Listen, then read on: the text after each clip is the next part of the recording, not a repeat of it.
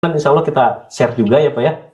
Nah, ini paling Bapak mengambil yang kalau belum punya Pak, Bapak perhatikan di 8 skill yang harus dimiliki dalam bekerja. Nah ini employability skill ini wajib Pak untuk setiap orang dimanapun dalam posisi apa. Ini 8 kemampuan soft skill dasarnya Pak.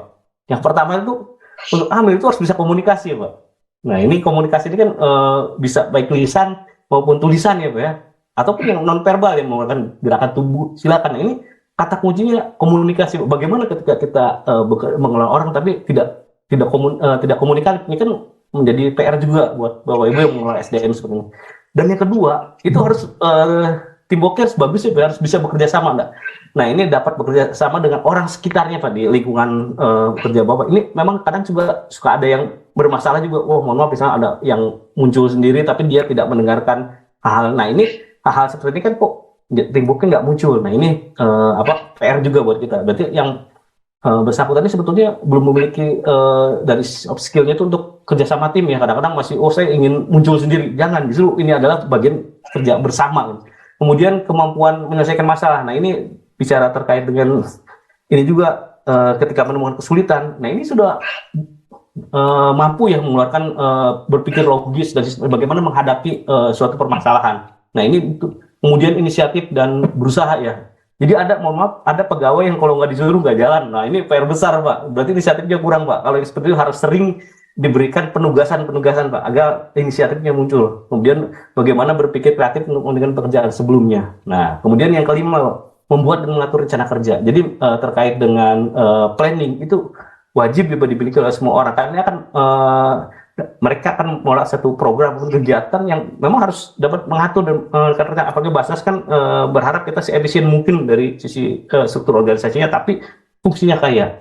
Kemudian manajemen dirinya. Nah ini tentang manajemen diri. Nah ini biasanya bagaimana seseorang ini mampu untuk ini apa ya, dari mulai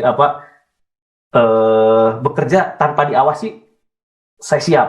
Kemudian juga memiliki deadline. Nah kadang-kadang orang lost ya karena tidak ada SLA-nya. Oh nggak apa-apa, lewat dulu nggak apa-apa. Kalau Panadra nggak bisa, udah SLA-nya ketat ya, service level agreement ya. Udah minggu depan harus selesai. Nah ini harus dikawal, diawasi tidak diawasi, ya kita harus kerjakan karena itu bagian dari kita bagaimana memanage suatu pekerjaan. Ketika mampu mendeploy atau memberikan tugas pada lingkungan sekitar yang mungkin menjadi kelolaan kita dan harus sesuai dengan tenggat waktu.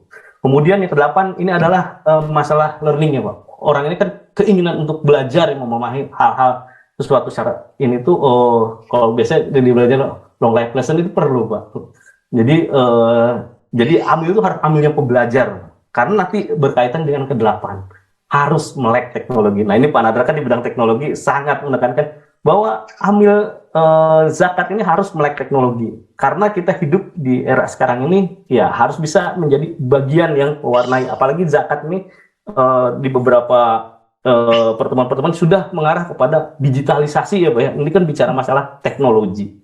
Nah jadi kita mau nggak mau harus bagaimana melek terhadap teknologi. Ya tidak jago pun tidak apa-apa, yang penting menguasai Pak. Ini kan jago ini masalah ini ya Pak ya, nanti gap berikutnya Pak.